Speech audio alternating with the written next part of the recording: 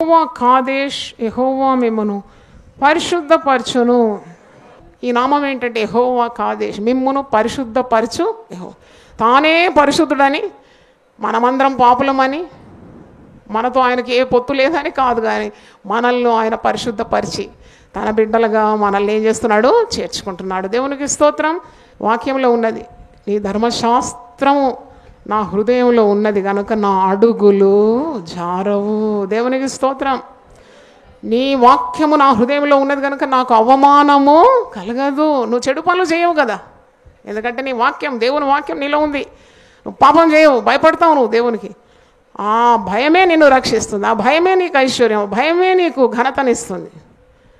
కాబట్టి దేవుడు పరిశుద్ధులను మర్చిపోకూడదు. చీకటి పనులు ఏమీ చేయకూడదు, రహస్యంగా ఏమీ చేయకూడదు, అన్ని పరస్యంగానే ఉండాలి నీ బ్రతుకు.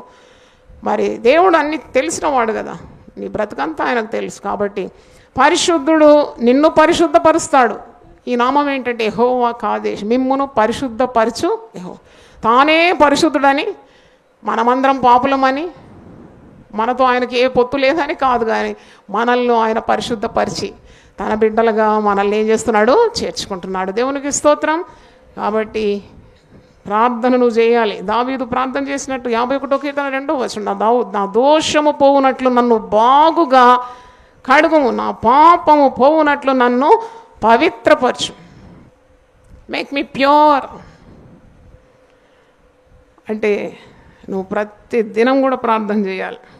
దేవుడు నీకు నీతికి ఆధారమగు దేవుడు. నీకు పరిశుద్ధత ఏ కొట్లో దొరకదు, ఏ బజార్లో దొరకదు. యేసు సన్నిధిలోనే నువ్వు కన్నీళ్లు గార్చి నీ పాపాలు ఒప్పుకొని పశ్చాత్తాప హృదయంతో వేడుకుంటే ఆయన రక్తము ప్రతి దుర్నీతి నుండి నిన్ను ఏం చేస్తుంది, పవిత్రపరుస్తుంది. హల్లెలూయా, గట్టిగా చెప్దామా? Oh his blood is enough to purify you, to cleanse you from every sin. నేను ఎప్పుడో పరిశుద్ధపరచబడినాను, ఇక నాకు ఈ నామంతో పని లేదు అని అనుకోకు. ప్రతి దినం కూడా ఈ మాలిన్యంతో నేను లోకంలో నువ్వు జీవిస్తున్నావు. నీ తలంపులు చెదిరిపోతుంది, నీ చేతి పనులు కొన్నిసార్లు దేవునికి అయిష్టంగా మార్చిపోతుంది, నువ్వు నడిచే నడక అపవిత్రంగా ఉంటుంది. కాబట్టి ప్రతి దినం ఆయన సన్నిధిలో నీవు పవిత్రత పొందాలి. మత్తయి సువార్త 7వ అధ్యాయములో 15 నుండి 23 మీరు చదివితే, కొందరు యేసు ప్రభు దగ్గరకు వచ్చి ప్రభువా ప్రభువా అని పిలుస్తున్నారు. మేము నీ నామములో ప్రవచించినాము, దయ్యములను వెళ్ళగొట్టినాము, రోగులను బాగు చేసినాము అంటే యేసు ప్రభు ఒక మాట అంటాడు, మీరెవరో నేను ఎరగను, అక్రమము చేయవారులారా మీరు నా యొద్ద నుండి పొండి అని అంటాడు. అంటే వీరు యేసు నామమును క్రమం లేని జీవితంలో వాడినారన్నది. వారి జీవితంలో ఏ క్రమం లేదు, కానీ యేసు నామాన్ని వారు వాడినారు. అనర్హులు, పరలోక రాజ్యంలో వారి ప్రవేశం లేదు. ప్రభు అంటున్నాడు, నేను ఎరగను మిమ్మల్ని పొమ్మంటున్నాడు. ఇంత సేవ చేసినాం, లాభం ఏంటి? వారు పవిత్రంగా చేయలేదని అర్థం. మరి హృదయ శుద్ధి గలవారు ధన్యులు, వారు దేవుని చూచెదరని వాక్యంలో ఉన్నది. నిన్ను నీవు ఎప్పుడు కూడా స్వపరీక్ష చేసుకోవాలి. మనం ఎప్పుడు ఇతరుల తప్పులే పడటానికి రెడీగా ఉంటాం, కానీ మనలో ఏముంది పాపం అని తెలుసుకో. నీలో ఉన్న డాగు, ముడత, మచ్చ, కళంకం, అవినీతి కార్యాలు ఇవన్నీ తెలవాలంటే నువ్వు వాక్యం చదవాలి. వాక్యం తెరిచి చదువుతున్న కొలది ఉదక స్నానము, వాక్యముతో ఉదక స్నానము అని పరిశుద్ధ గ్రంథంలో ఎఫెసీ 5లో ఉంది. ఒక మురికి బట్టను నువ్వు డిటర్జెంట్ పెట్టి బాగా పిండి గట్టిగా బండ మీద నలుస్తూ దాన్ని జాడించినప్పుడు ఆ మురికి అంతా ఏమవుతుంది, తొలగిపోతుంది. తర్వాత ప్రశస్తంగా పవిత్రంగా కనబడుతుంది. అలాగే దేవుని వాక్యం ఒక డిటర్జెంట్ అన్నమాట. ఒక దగ్గర ఉంది, నా వాక్యము చాకలివాని సబ్బు వంటిది కాదా అంటే, నువ్వు వాక్యం చదువుతున్న కొలేదు నీలో ఉన్న పాపం బయటపడుతుంది. నువ్వు తెలుసుకుంటావు, ఇది నా జీవితంలో తగనిది, ఇది నేను తొలగించుకోవాలి, ఈ పాపం వల్ల ఇలాంటి కార్యాలు జరుగుతుంది నా జీవితంలో, దేవుని ఉగ్రత, శాపము, కీడు ఇవన్నీ నేను అనుభవించాల్సి వస్తుంది, కాబట్టి దీనికి దూరంగా ఉండాలని ఆ భయం నీకు కలుగుతానంటే దేవుని వాక్యం బాగా పఠించాలి. పరిశుద్ధపరచు దేవుడు అనే వాక్యంలో చూస్తున్నాం. 1 యోహాను 2వ అధ్యాయము 2వ వచనం ఒకసారి చూడండి. 1 John 2:2. 1 యోహాను 2వ అధ్యాయం నేను చదువుతున్నాను. నా చిన్న పిల్లలారా, మీరు పాపము చేయకుండాటకై ఈ సంగతులను మీకు వ్రాయిచున్నాను. ఎవడైనను పాపము చేసిన ఎడల నీతిమంతుడైన యేసుక్రీస్తు ఉత్తరవాది తండ్రి యొద్దగా మనకున్నాడు. ఆయనే మన పాపములకు శాంతికరమై ఉన్నాడు. మన పాపములకు మాత్రమే కాదు, సర్వలోకమునకు శాంతికరమై ఉన్నాడు. యేసుక్రీస్తు, క్రీస్తు అంటే అభిషక్తుడు. ఇంకొక నామం ఇక్కడ ఉంది, యేసుక్రీస్తు అను ఉత్తరవాది, మీడియేటర్. అంటే నీవు తండ్రి దగ్గర చేరడానికి యేసుక్రీస్తు మధ్యలో ఉన్నాడు అన్నమాట. తండ్రిని వేడుకుంటున్నావు యేసుక్రీస్తు నామమున. కాబట్టి యేసుక్రీస్తును మరి నువ్వు ఆరాధించాలి, ప్రార్థన చేయాలి, వేడుకోవాలి. పాపముల నుండి విడుదల నీకుంది. ఆయన సర్వలోక పాపమునకు శాంతికరమై ఉన్నాడు. అంటే నీకు తండ్రికి సమాధానం అనుగ్రహిస్తాడు, పాపముల నుండి నీకు విడుదల కలుగుతుంది అని అర్థం.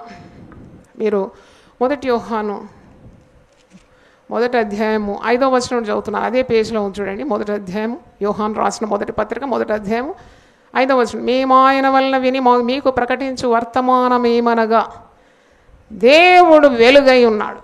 హల్లెలూయా, గట్టిగా చెప్పండి. దేవుడు ఏమై ఉన్నాడు?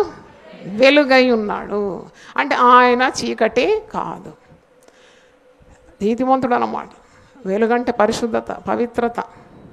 పాపము చేసేవారు వెలుగుని ఇష్టపడతారా, చీకటిని ఇష్టపడతారా? చీకటిని ఎందుకు ఇష్టపడతారు చెప్పండి? ఎందుకు ఇష్టపడతారు? చీకటిలో చేస్తే ఎవ్వరు కూడా చూడరు, శిక్ష తప్పించుకుందామనే ఆశతో చీకటిలో చేస్తారు. కానీ దేవుడు వెలుగై ఉన్నాడు. చీకటిలో ఉన్న ప్రతి కార్యాన్ని ఏం చేస్తాడు? వెలుగులోకి తీసుకొస్తాడు. ఆయన వెలుగై ఉన్నాడు. అయితే ఇక్కడ దేవుడు వెలుగై ఉన్నాడు. ఆయన చీకటి ఎంత మాత్రమును లేదు. ఆయనతో కూడా సహవాసం చేయగలవారమని చెప్పుకొని చీకటిలో నడిచేయడల మనము అబద్ధమాడుచు సత్యమును జరిగింపకుందు. మనం ఆయనతో మనం దేవుని బిడ్డలమే, మేము విశ్వాసులమే, మేము రక్షింపబడిన వారమే అంటూ కూడా పాపంలో ఉంటే నీవు తప్పించుకోలేవు అని అర్థం. మనము సత్యమును జరిగింపలేకుంటాం, మనలో సత్యము లేదన్నమాట. డబుల్ మైండెడ్ అనమాట. అటు పవిత్రంగా ఉన్నట్టే ఉన్నావు కానీ చేసే నీచ కార్యాలన్నీ చేస్తుంటే అది దేవునికి చాలా ఇష్టం. మీరు సువార్తల్లో చూస్తారు, వేషధారులను ఆయన గద్దిస్తున్నాడు, వేశ్యలను ఏం చేస్తున్నాడు? ప్రేమిస్తున్నాడు. వేశ్యలనైనా ప్రేమిస్తాడు, సుంకరులను ప్రేమించినాడు, వేషధారులను ఏం చేసినాడు? గద్దించినాడు. అంటే ఏ నాటకము, ఏ బూటకం ఆయన సన్నిధిలో చెల్లదు అని అర్థం. అందుకే అంటున్నాడు, మీరు పరిశుద్ధపరచబడాలి. You get cleansed with the blood of Jesus. 7వ వచనం చూడండి. అయితే ఆయన వెలుగులోనున్న ప్రకారము మనమును వెలుగులో నడిచిన ఎడల మనం అన్యోన్య సహవాసము గలవారమై ఉందుము. అయితే ఆయన వెలుగులోనున్న ప్రకారం మనమును వెలుగులో నడిచిన ఎడల మనం అన్యోన్య సహవాసం గలవారమై ఉందుము. అప్పుడు ఆయన కుమారుడైన యేసు రక్తము ప్రతి పాపము నుండి మనలను పవిత్రులుగా చేయను. హల్లెలూయా చెప్పండి, దేవుని స్తోత్రం. Always Jesus blood. ఇప్పుడు అడగాలి, దేవా నీ రక్తం చేత నన్ను కడుగు ప్రభువా. స్వనీతి, దుర్నీతి వీటన్నిటి నుండి విడుదల పొందాలి, అదే పరిశుద్ధపరచబడడం. కొందరికి స్వనీతి, నాలో ఏ పాపం లేదంటారు. పాపం లేదని చెప్పగలిగిన వాడు ఎవడున్నాడు? అందరూ పాపం చేసి దేవుడు అనుగ్రహించు మహిమను పొందలేక ఉన్నారని వాక్యంలో ఉంది. అందుకే పాపంలో ఉండే మనకు ఒక రక్షకుడు అవసరం అన్నమాట. రోగికి వైద్యుడు ఎలాగ అవసరమో పాపికి రక్షకుడు అవసరం. కాబట్టి ఎల్లవేళలా నువ్వు ప్రార్థన చేయాలి. ప్రతినిత్యం నీ ఆలోచనలు కడగబడాలి, నీ మనస్సు కడగబడాలి, నీ మాటలు పవిత్రం కావాలి, నీ క్రియలు, నీ చేతలు ఇవన్నీ పవిత్రం కావాలి, పవిత్రపరచబడుతూ ఉండాలి. కాబట్టి నీవు యేసు రక్తాన్ని మరి అందుకోవాలి, ప్రార్థన చేయాలి. దేవా నీ రక్తం నా కొరకు చిందించినావు, నీ రక్తం ద్వారా నాకు విడుదల దయచి నన్ను పరిశుద్ధపరచు అని ప్రార్థన చేయాలి. దేవునికి స్తోత్రం. హల్లెలూయా. మనల్ని అంధకారం నుండి, చీకటిలో నుండి ఆశ్చర్యకరమైన తన వెలుగులోకి నడిపించినాడు. ఇది మొదటి పేతురు గ్రంథం 2:9 ఉంది. అంధకారం నుండి మరి చీకటి నుండి ఆశ్చర్యకరమైన వెలుగులోకి నడిపించినాడు. ఎందుకంటే తన గుణాతిశయములను మనం ఏం చేయాలి? ప్రచురము చేయాలి. మొదటి పేతురు 2:9 అయితే మీరు చీకటిలో నుండి ఆశ్చర్యకరమైన తన వెలుగులోకి, తన వెలుగు అన్నమాట ఇది, మన వెలుగు కాదు, ఇది ఎవరి వెలుగు? దేవుని వెలుగు. మనకు వెలుగు లేదు, మనం దేవుని వెలుగు పొంది ఈ లోకానికి వెలుగుగా ఉన్నాం, కానీ మనకు వెలుగంటూ లేదు. సూర్యుని వెలుగు ఏ విధంగా చంద్రుడు పొందుకొని, ఆ సూర్య వెలుగే చంద్రుడు రాత్రి వేళలో మనకు ఎంత చక్కని వెన్నెలను ఇస్తున్నాడు కదా. సూర్యునికి వెలుగు ఉంది కానీ చంద్రునికి తనంతట తాను వెలుగు లేదు, వెలుగు పొందుకొని వెలిగిస్తుంది. అలాగే మరి మనం కూడా చీకటిలో నుండి ఆశ్చర్యకరమైన తన వెలుగు, ఎవరి వెలుగు? దేవుని వెలుగు. తన వెలుగులోకి మిమ్మల్ని పిలిచిన వాని గుణాతిశయములను ప్రచురము చేయ నిమిత్తం ఏర్పరచబడిన వంశమును, రాజులైన యాజక సమూహమును. ఎలాంటి జనము అది చెప్పాలి అందరు? ఎలాంటి జనం? పరిశుద్ధ జనం. ఇప్పుడు మనం ఇక్కడ కూర్చున్నాం కదా, మనకు ఒక పేరు ఉంది. ఏం పేరు? పరిశుద్ధ జనం. చప్పట్లు కొట్టి దేవుని స్తుతి. హల్లెలూయా. మనల్ని పరిశుద్ధ జనంగా పిలుచుకున్నాడు. ఒకవేళ పిలుచుకోకుంటే ఈరోజు మనం ఇక్కడ ఎందుకుంటాం? ఎక్కడో పార్టీల్లో, క్లబ్లో, డాన్స్లో, లేకపోతే సినిమాలో ఎక్కడో తిరుగుతూ ఉంటాం. మనకు ఒక పిలుపు ఉందన్నమాట, మనకు ఒక పిలుపు ఉంది. We're called to be holy. పరిశుద్ధులుగా ఉండడానికి మనల్ని దేవుడు పిలుచుకున్నాడు. హల్లెలూయా. ఈ లోక మాలిన్యమును అంటకుండా మనల్ని ప్రత్యేకపరుచుకున్నాడు, మనకు రక్షణని ఇచ్చినాడు. పరిశుద్ధంగా ఉండడమే ఆయన చిత్తం. పరిశుద్ధ జనంగా ఆయన మనల్ని ఏర్పాటు చేసుకున్నాడు, దేవుని సొత్తైన ప్రజలుగా చేసుకున్నాడు అంటే. చప్పట్లు కొట్టి దేవుని స్తుతి. We're the prized position of God. అందుకే అంటాడు, భయపడకము, పేరు పెట్టి నిన్ను నేను పిలుచుకున్నాను, నీవు నా సొత్తు. దేవునికి స్తోత్రం. దేవుడు మనల్ని పరిశుద్ధంగా ఉండాలనే కోరుతున్నాడు. అపవిత్రత ఉంటే తొలగించుకోవాలి, వెంటనే తొలగించుకోవాలి. దేవుడు యజమానుడు తన చేతిలో తీసుకొని వాడుకునే అర్హమైన పాత్రలుగా ఉండాలి కదా. పాత్రలు, వంట పాత్రలు, పాలుగా ఆడబెట్టడం పాత్రలు, వంట సామాగ్రి ఎన్నిసార్లు మనం కడుగుతుంటాం, శుభ్రపరుస్తూ ఉంటాం. ఎందుకంటే ఎంత శ్రేష్టకరమైన రుచికరమైన ఆహారమైనా కానీ అపవిత్రమైన పాత్రలో ఉంటే మనం దాన్ని ఏం చేయం? భుజించం. We don't take that food because the vessel is impure. కాబట్టి దేవుని యొక్క మహిమైశ్వర్యం ఈ మట్టి గుడారంలో ఉంది కాబట్టి శరీర కార్యాలన్నీ కూడా దేవుని ఆత్మచేత చంపి మరి పరిశుద్ధ జనంగా మనం పిలువబడినామని మర్చిపోకుండా పవిత్రత పాటించాలని సహాయము, దేవుని సహాయం కోరాలని మనం నేర్చుకున్నాము. దేవునికి స్తోత్రం. హల్లెలూయా. 105వ నామం ఎల్ ఒలాం. హెబ్రీ పదం ఎల్ ఒలాం అంటే నిత్యదేవుడైన యెహోవా. ఆది కాండము 21:33 ఉంది. జెనసిస్ 21:33. అబ్రహాము బేర్షెబాలో ఒక పిచుల వృక్షము నాటి అక్కడ నిత్యదేవుడైన యెహోవా పేరట ప్రార్థన చేశాను. ఎల్వోలాం, ఎవర్ లాస్టింగ్ గాడ్. హల్లెలూయా.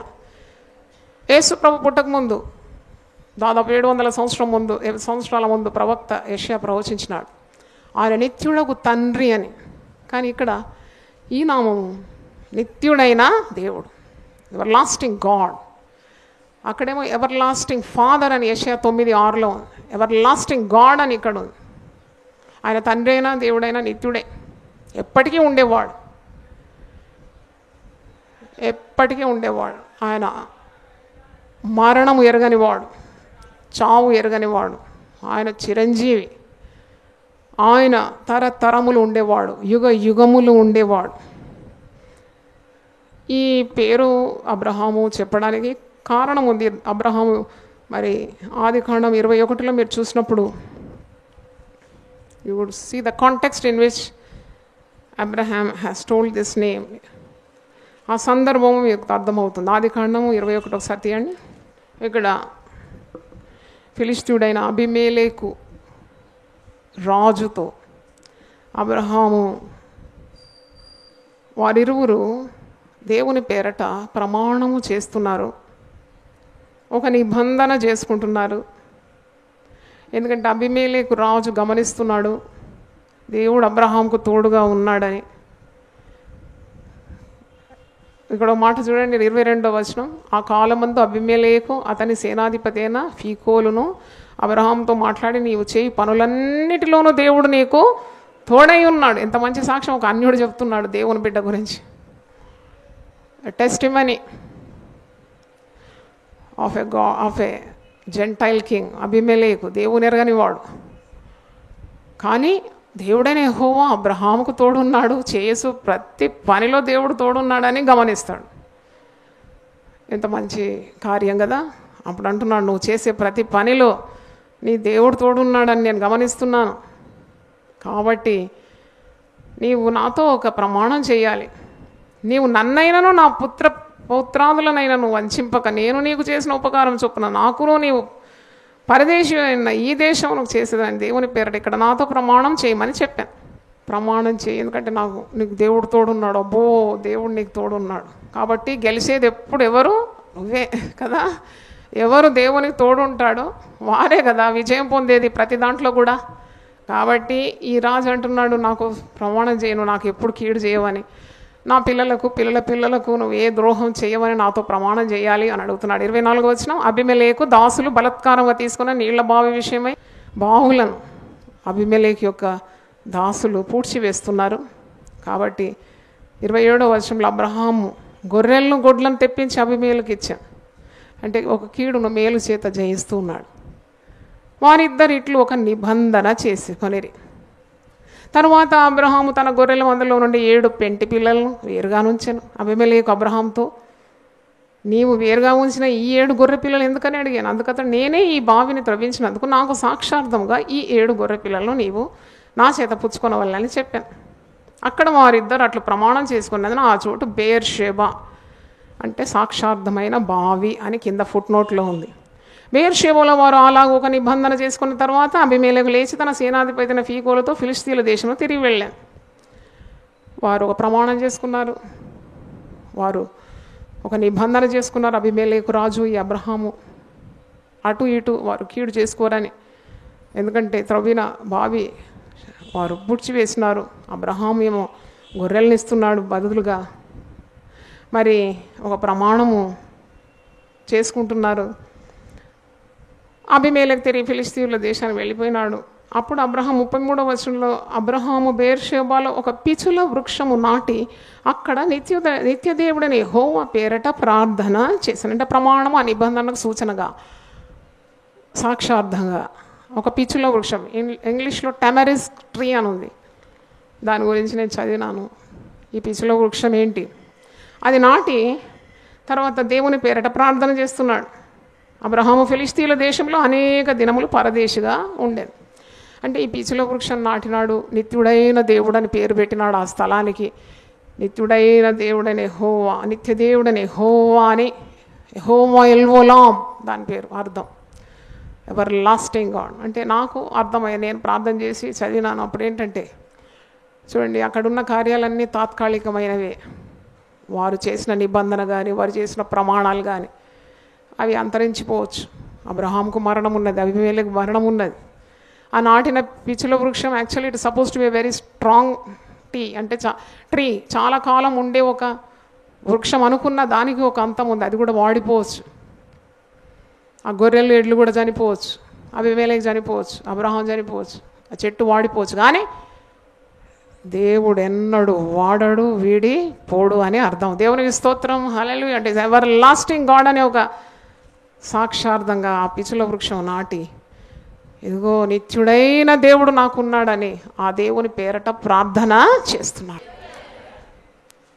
Ever lasting God. ఈ లోకంలో నువ్వు ఏది సంపాదించుకున్నా, ఏది నీకు కావాలని దగ్గరగా పెట్టుకున్నా, day will come, you have to leave it. ఒక రోజు వస్తుంది, దాన్ని వదిలి నువ్వు వెళ్ళిపోతావు. కానీ శాశ్వతుడైన దేవుడే నీకు స్వాస్థ్యముగా ఉండాలనే సంగతి నీవు మర్చిపోకూడదు. ఇప్పుడు గొర్రెలు ఉన్నాయి, ఎడ్లు ఉన్నాయి, నాకు అవి ఉన్నాయి, ఆస్తుంది పాస్తుంది, అందమున్నది, బంధువులు ఉన్నారు, బలగము ఉన్నారు, ఆరోగ్యం ఉన్నది, అంటే ఇవన్నీ కూడా గతించిపోయేవే. అందుకే వాక్యంలో ఆకాశము భూమి కూడా గతించిపోతుందట, కానీ దేవుని మాటలు గతించవు. చప్పట్లు కొట్టి దేవుని స్తుతించారు. హల్లెలూయా. ఎవర్ లాస్టింగ్, పర్మనెంట్ అనమాట గాడ్.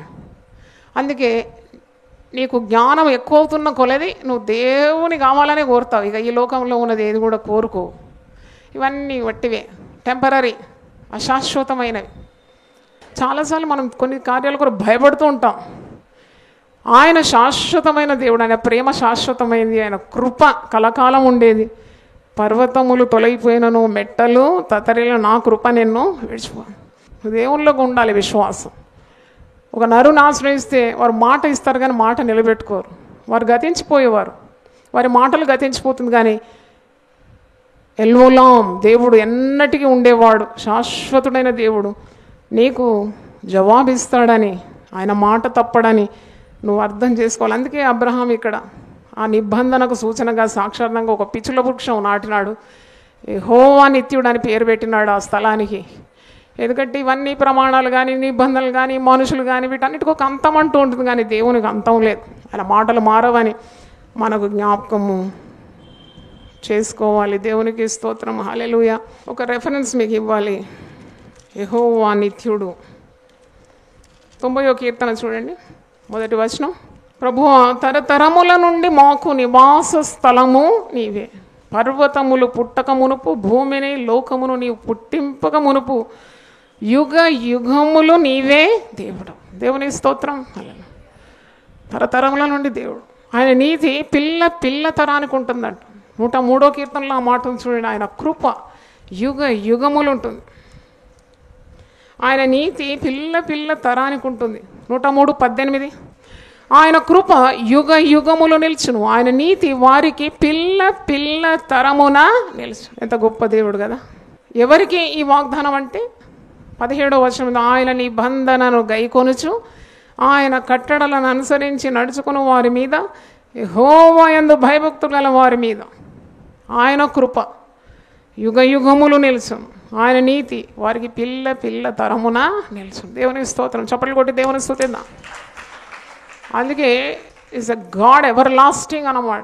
నువ్వు ప్రార్థన చేసేటప్పుడు గొప్ప దేవుని సన్నిధిలో everlasting God, everlasting father, నిత్యుడకు దేవుడు, నిత్యుడకు తండ్రి, ఆయనకు నీ మనవి నువ్వు తెలియజేయాలి. ఆయన నీ తల్లిదండ్రుల కృప చూపినాడు, అలాగే నీకు చూపెడతాడు. నీకు ఎలా చూపినాడు, నీ పిల్లలకు చూపెడతాడు, నీ పిల్లల పిల్లలకు చూపెడతాడు. God of ages, he's the rock of all ages అని మాట మీరు ఒకసారి చూడండి. యెషయా 26:4 వచనం చదవండి. యెహోవా, యెహోవాయే నిత్యాశ్రయ దుర్గం. ఇంగ్లీష్లో రాక్ ఆఫ్ ఆల్ ఏజెస్. యెహోవాయే నిత్యాశ్రయ దుర్గం. యుగ యుగములు యెహోవాను నమ్ముకొనుడి. హల్లెలూయా. ఈరోజు నమ్ముకొని వదిలిపెట్టే దేవుడు కాదు. రేపు నమ్ముకున్నావు, ఒక నెలంతా నమ్ముకున్నా, 40 రోజులు నమ్ముకున్నామని కాదు. యుగ యుగములు నువ్వు నమ్ముకోవాలి. హల్లెలూయా. అందుకే నిశ్చలంగా ఉంటారు దేవుని బిడ్డలు. కలవరం ఉండదు. చూడండి, చాలా గొప్ప గొప్ప విశ్వాసులు ఎలాగ ఉంటారంటే నిశ్చలంగా కనబడతారు. Come what may, God is there, he will never fail me. నన్నెప్పుడు అపజయానికి, నా తల ఒగ్గడానికి ఆయన చోటు ఇవ్వడని నువ్వు అంత విశ్వాసం. అందుకే 125వ కీర్తన మొదటి వచనంలో ఉంది, యెహోవాను నమ్ముకొని వాడు కదలక నిత్యము నిలుచు సియోను కొండవలే ఉంటాడు. దేవునికి స్తోత్రం. అంటే వాళ్ళకి తెలుసు అన్నమాట, నేను ప్రార్థన చేస్తాను దేవుడు విడిపిస్తాడు, నేను ప్రార్థన చేస్తాను దేవుడు జవాబిస్తాడు, దేవుడు అన్యాయం చేయడు, దేవుడు నన్ను చేయి విడివాడు, నాకు ఓటమి రాదు, నా తల ఎత్తువాడు దేవుడు అనే విశ్వాసం అన్నమాట. దేవునికి స్తోత్రం. నిత్యుడగు దేవుడు. అందుకే దావీదు రాజు ఏమంటాడు, మనుషులను నమ్ముకొనుట కంటే యెహోవాను ఆశ్రయించుట మేలు, రాజులను నమ్ముకొనుట కంటే యెహోవాను ఆశ్రయించుట మేలు. కానీ పరలోకంలోను భూలోకంలోను సర్వాధికారి అయిన ప్రభు నీకు ఎల్లవేళల తోడుగా ఉన్నాడు. ఆయనే నిజమైన ఆశ్రయం, నిత్యాశ్రయం. యుగ యుగములకు తరతరములకు పిల్ల పిల్ల తరానికి దేవుడై ఉన్నాడని అర్థం. దేవునికి స్తోత్రం. అర్థమైన వారు 2 చేతులు ఎత్తి గట్టిగా దేవుని స్తుతించండి. 2 నామములు ధ్యానించినాం. ఏంటి? 1 యెహోవా కాదేశ్, అంటే మిమ్మల్ని పరిశుద్ధపరచు యెహోవా. 2వది యెహోవా ఎల్వలాం, నిత్యుడైన దేవుడు. చేతులు ఎత్తి స్తోత్రం స్తోత్రం స్తోత్రం అని 3 సార్లు మనం పలుకుదాం. హల్లెలూయా. స్తోత్రం. సంతోషం ఉన్నవారు ఒకసారి హల్లెలూయా చెప్పండి. యెహోవా కాదేశ్, యెహోవా మిమ్మును పరిశుద్ధపరచును. స్తోత్రం స్తోత్రం స్తోత్రం. యెహోవా ఎల్వలాం, నిత్యుడగు దేవుడు. స్తోత్రం స్తోత్రం స్తోత్రం. ప్రార్థన చేద్దాం. ప్రభువా, నీ పరిశుద్ధ నామమున స్తోత్రం. నామములు మేము ధ్యానించినాము. ప్రభువా, నీవు మమ్మను పరిశుద్ధపరిచే దేవుడు అని, మాలో ఉన్న ప్రతి మాలిన్యం, అపవిత్రత, పాపం, అతిక్రమం ఇవన్నీ తొలగిపోవాలంటే యేసు రక్తము మాకు చాలినదని మేము నేర్చుకున్నాం. యేసు రక్తము ప్రతి దుర్నీతి నుండి మమ్మను పవిత్రపరిచి పరిశుద్ధపరుస్తుందని మేము వాక్యం ద్వారా నేర్చుకున్నాం. మేము పాపంలోనే ఉండి నశించడం నీ చిత్తం కాదు నాయనా. మేము పరిశుద్ధులుగా ఉండడానికి నువ్వు పిలిచినావు, పరిశుద్ధ జనంగా పిలిచినావు. వందనాలు చెల్లిస్తున్నాను. అలాగే నిత్యుడగు దేవుడు, శాశ్వతుడైన దేవుడు అని, నీకు మరణమే లేదు, నీకు అంతము లేదు. అట్టి గొప్ప దేవుని మేము కలిగి ఉన్నాం. దేవుని వాక్యం విన్న బిడ్డలందరినీ మీరు దీవించండి, ఆశీర్వదించండి, వారు గొప్ప బలము దయచేయండి నాయన. గొప్ప కార్యములు చేయమని, మా సంఘాన్ని ఆశీర్వదించమని యేసు నామములు అడిగి వేడుకుంటున్నాను తండ్రి. Amen, amen. తండ్రి అయిన దేవుని ప్రేమ, యేసు క్రీస్తు కృప, పరిశుద్ధాత్మ సహవాసం మనందరికీ సదాకాలము తోడుగా ఉండునుగాక.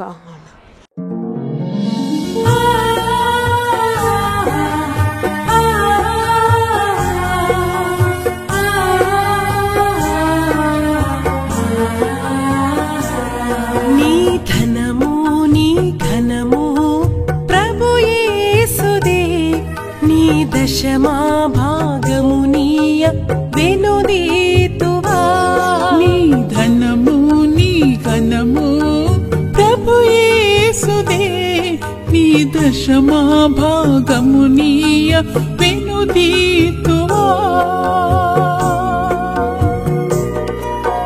ధరలోన ధనధాన్యములనీయగా కరుణించి కాపాడి రక్షింపగా.